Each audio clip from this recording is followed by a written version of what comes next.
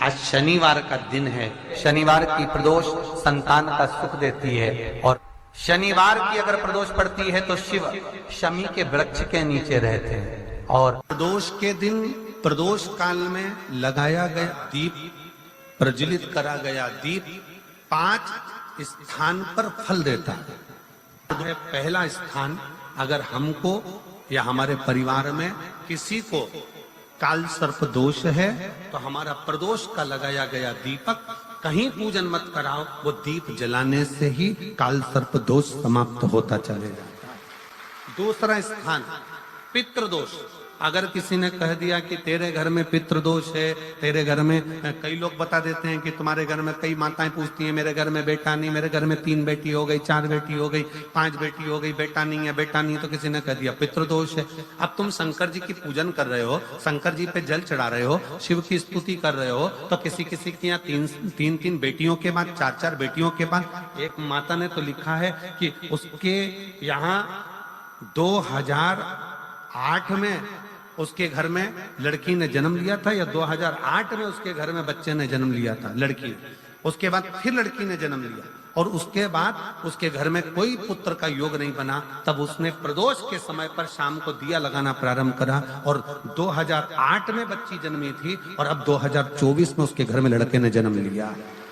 कि प्रदोष काल का लगाया गया दीपक, प्रदोष काल, प्रदोष के दिन, प्रदोष काल का जो दीपदान होता है वो सरल नहीं होता, वो सहज नहीं होता, 5 स्थान की पूर्ति करता है। पहला स्थान किस चीज के लिए?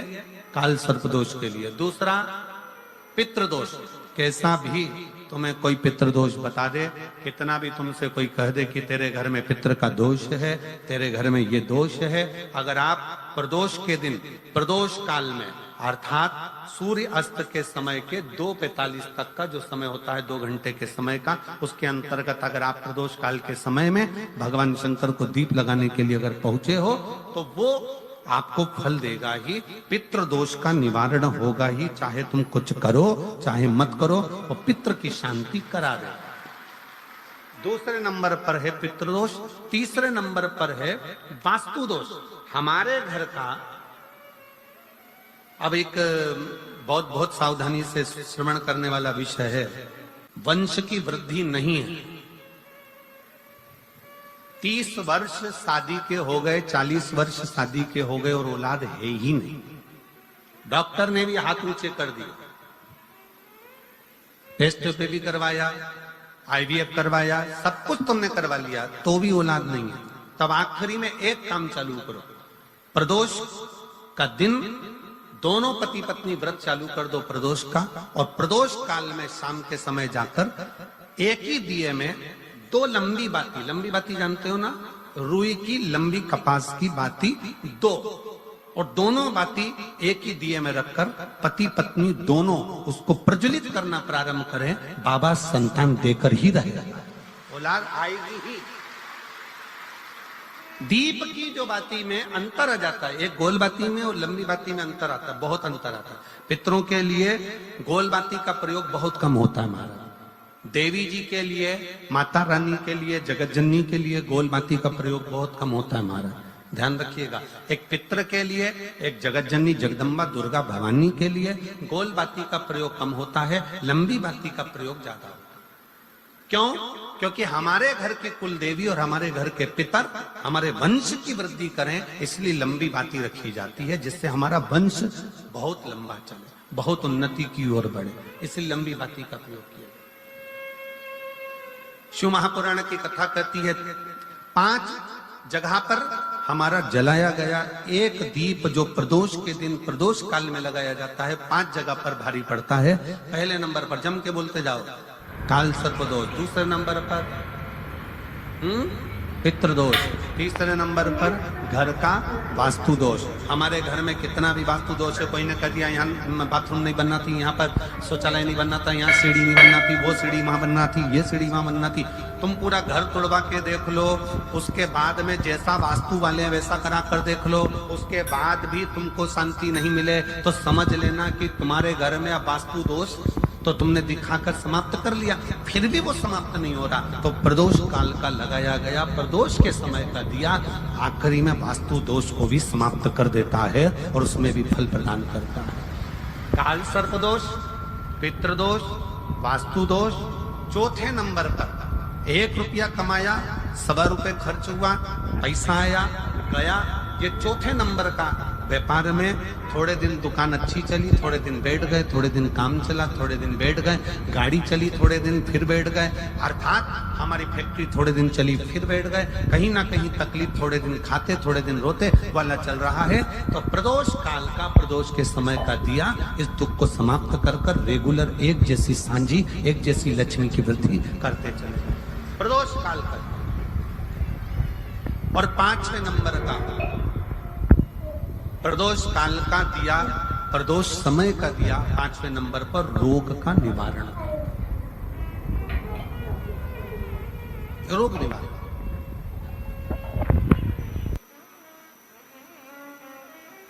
ये 5 स्थान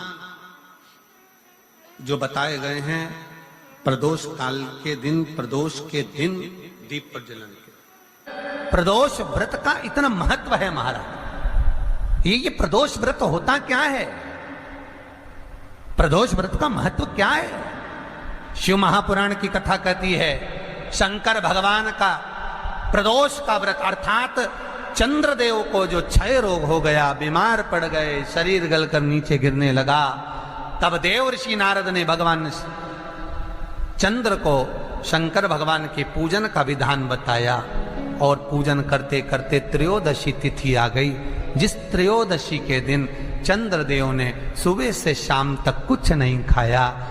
शाम के समय सूर्य अस्त के पहले चंद्रदेव ने स्नान किया, श्वेत वस्त्र धारण करे और श्वेत वस्त्र धारण कर कर चंद्रदेव शंकर के शिवलिंग के पूजन करने बैठ गए।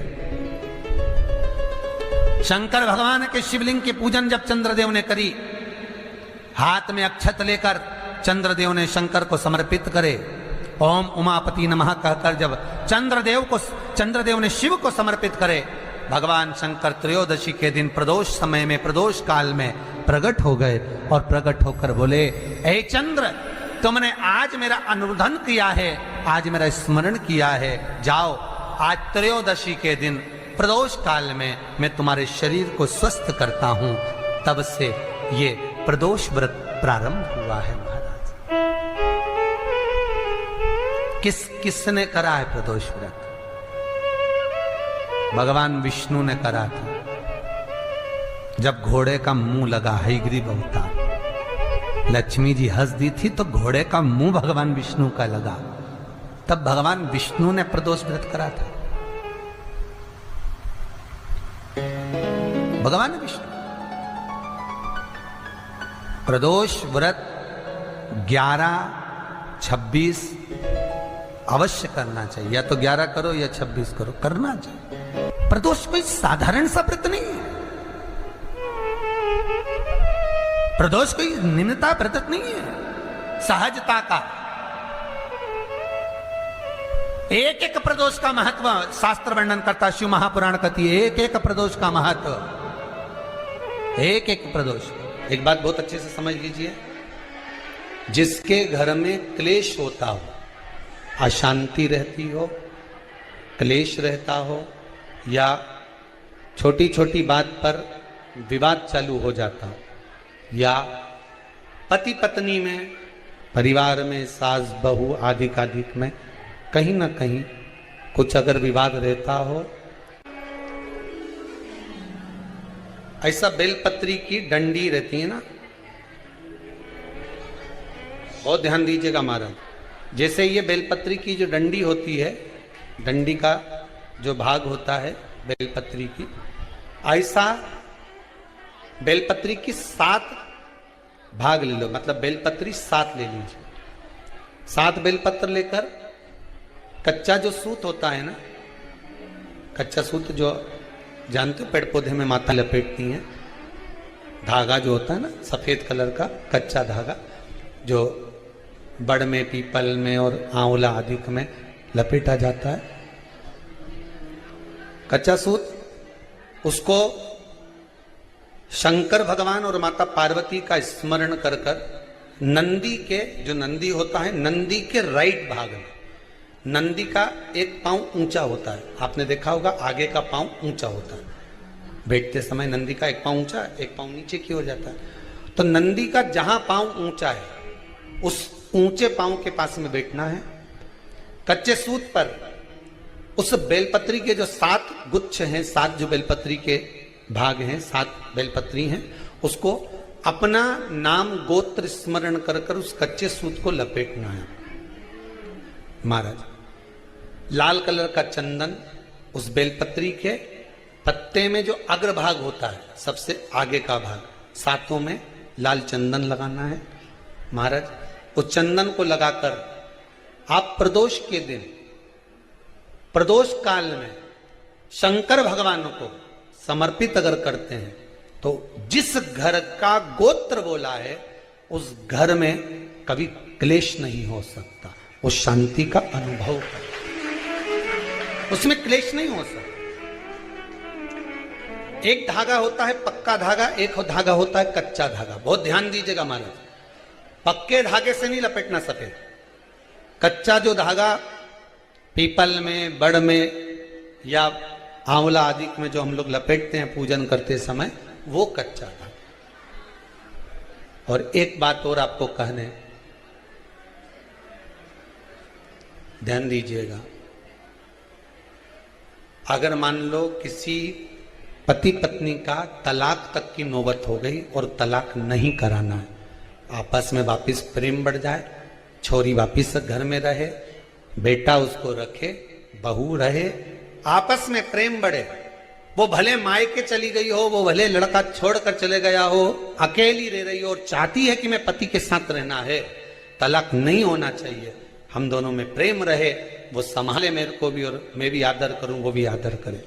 तो मेरा निवेदन है, कच्चा जो सूत होता है, कच्चा जो धागा होता है, नंदी के ठीक पीछे बैठकर कोई साथ में आपके परिवार का कोई व्यक्ति चले जाए और हस्तकमल को, जिसको अपने परिवार में वापिस रहना है, उस स्त्री हो या पुरुष हो, दोनों में से कोई भी नंदी के पीछे बैठकर, सोमवार की जिस दिन अष्टमी पड़े उस दिन नंदी के पीछे बैठकर हाथ को ऐसा बंद करना है, हाथ में एक बेलपत्री रखना है, सीधी सीधी बंद कर कर 7 बार उस हाथ पर कच्चा सूत लपेट देना है, उस सूत को वापस निकाल लेना है। बेलपत्री के साथ, बेलपत्री के साथ में, और बेलपत्री को तो अपने पास में रखना।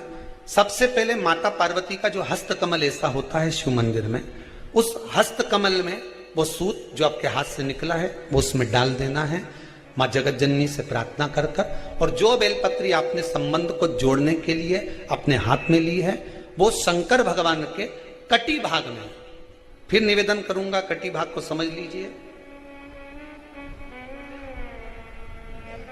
ये शिवलिंग रखा है, जहां पर शंकर भगवान का शिवलिंग, माता पार्वती जी के हस्त कमल पर जो शिवलिंग रखा है, ये भाग कटी भाग कहलाता है।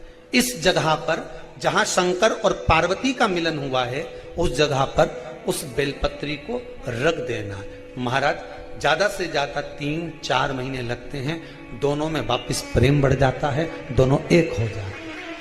तलाक तक बात चल भी रही हो तो तलाक समाप्त हो जाता है, प्रेम, करुणा, आसक्ति, स्नेह बढ़ जाता है। संबंध टूटने की कतार पर एक बार माता पार्वती को समर्पित तो करो अपना संबंध कि मां अब तुझे नहीं भाना। माना मैंने अपशब्द कह दिया होगा, माना मेरी गलती होगी, थोड़ी गलती उनकी भी होगी, पर दोनों की गलती है मां, अब इस संबंध को तुझे निभाना। जब कच्चा सूत माता के हाथ में रखो तब माता को विनती करना, इस संबंध की डोरी अब तेरे को दे दी। दीन बंधु दीनानाथ मेरी डोरी तेरे, अब ये डोरी मैंने तुमको दे दी है, अब ये संबंध आपको निभाना है, अब ये संबंध मेरा। एक प्रयोग जरूर कर कर देखना, जिस दिन घर में क्लेश हो रहा हो, भाइयों में आपस में झगड़ा हो रहा हो, देवरानी जेठानी में झगड़ा हो रहा हो, सास बहू में झगड़ा हो रहा हो और शांति हो ही नहीं रही, बहुत प्रयास कर लिया तुमने कि शांति नहीं हो रही, तो प्रयास करो, प्रदोष के दिन एक बेलपत्र लीजिए,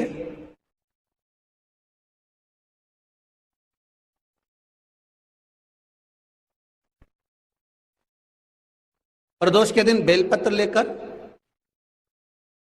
अपना जो परिंडा होता है, परिंडा जानते हो, मटका, हंडा, जहां पानी भरते हो, पितरों का स्थान, उस परिंडे को बेलपत्र छुआकर उस बेलपत्र को शंकर भगवान के ऊपर जो जलाधारी होती है, उस जलाधारी में इस डंडी को अपने घर का नाम गोत्र बोलकर उसको डाल दिया जाता है।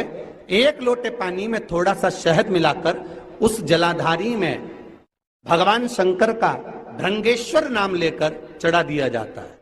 शिव जी को चढ़ाया हुआ जल उस बेलपत्र को चढ़ाकर जाइए, कितना भी तेज झगड़ा हो रहा होगा, मात्र 10 मिनट के अंदर एकदम शांत हो जाता है, झगड़ा रह ही नहीं पाता। कितना भी झगड़ा हो रहा, मात्र 10 मिनट, 15 मिनट से ज्यादा नहीं टिक सकता। पत्र खाओगे शंकर जी के मंदिर की तो मुख में जीवान छार छार हो जाती है। बोलो सही है कि गलत? प्रतिदिन बेलपत्र खाओगे शंकर मंदिर की तो मुख में कई बार छाले भी पड़ जाते हैं। सत्य है कि गलत है? शिव महापुराण की कथा कहती है अति सर्वस्व वर्जते। आपको अगर बेलपत्र खाना है, हफ्ते में 2 खाओ, हफ्ते में 3 खाओ। मुंह में अगर छार छार हो रहा है, छाले पड़ रहे हैं, तो बेलपत्र को, शिवजी की चढ़ी हुई बेलपत्र को सुखाकर चूरा बनाकर इतनी सी चुटकी भर खा लिए, पानी पी लिया। लीवर गड़बड़ हो गया है, डायलिसिस चल रहा है, किडनी गड़बड़ हो गई है, डॉक्टर बोल रहा है कि डायलिसिस करवाना पड़ेगा, तो बेलपत्री के पीछे की जो डांट होती है, जिसको आप लोग तोड़ के फेंक देते हैं, वो बेलपत्री के पीछे की जो डांट है, ये ब्रह्मा विष्णु महेश। समझ में आ रहा है आप लोगों को? बीच में जो डंडी दिख रही है आपको, इसके बीच में बड़ी पत्ती और 2 पत्ती के बीच में जो खाली जगह है, ये खाली जो डंडी है, इसमें 33 कोटि देवी देवताओं का स्थान होता है। किसका स्थान है? 33 कोटि देवी देवताओं।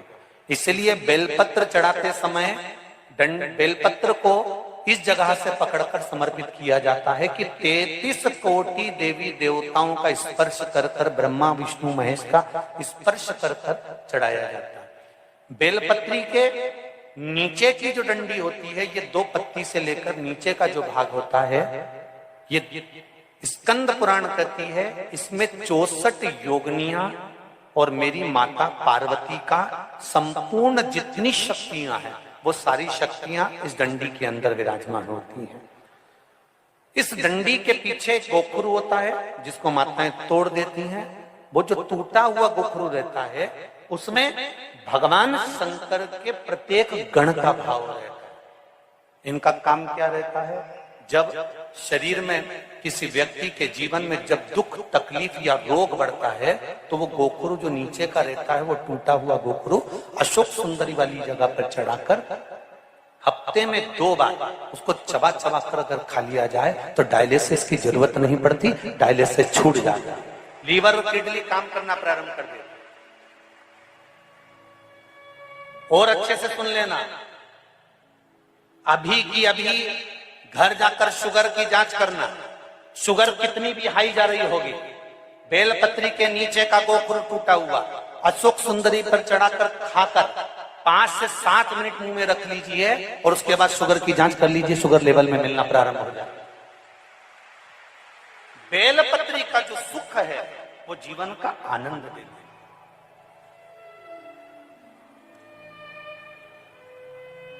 साधारण नहीं है बेलपत्र।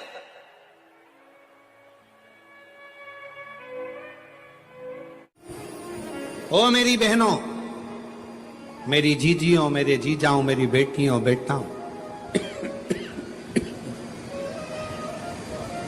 तुम्हारे नजदीक में अगर शंकर का मंदिर हो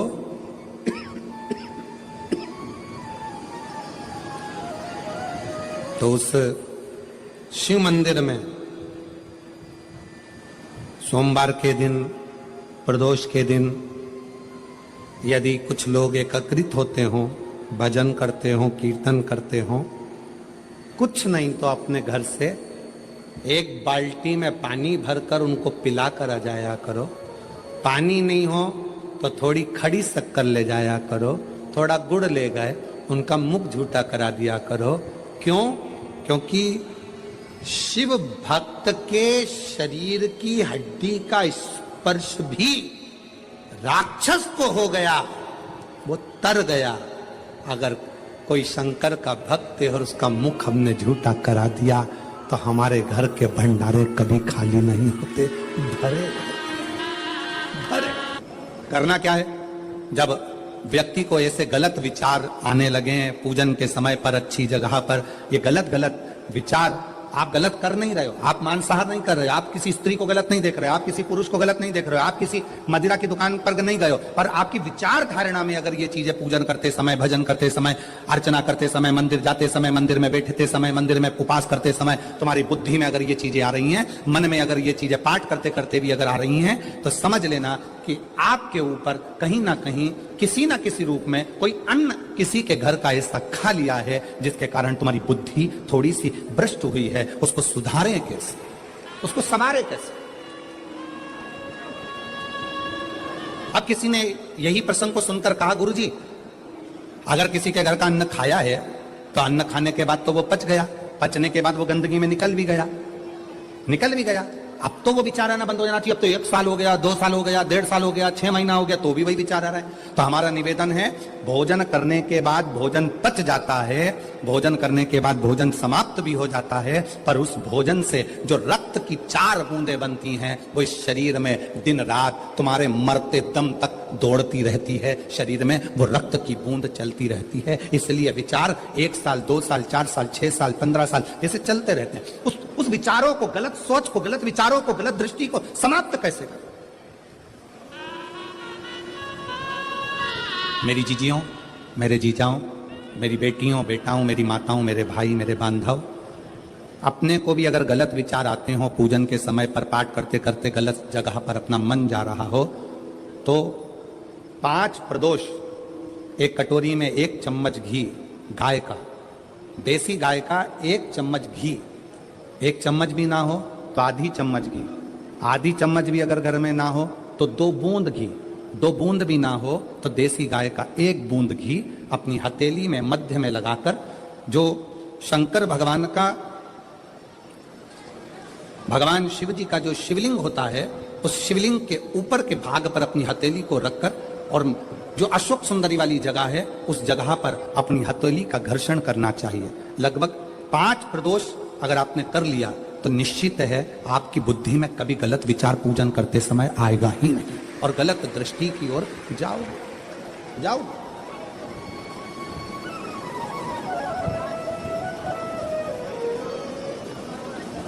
वेद लक्षणा गाय, देसी गौ माता का घृत जीवन को एक आनंदता देता है, आनंद।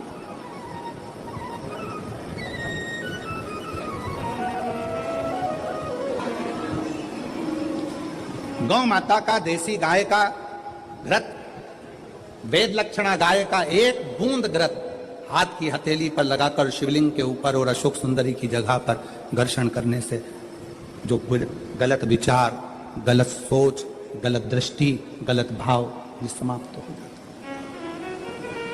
समाप्त।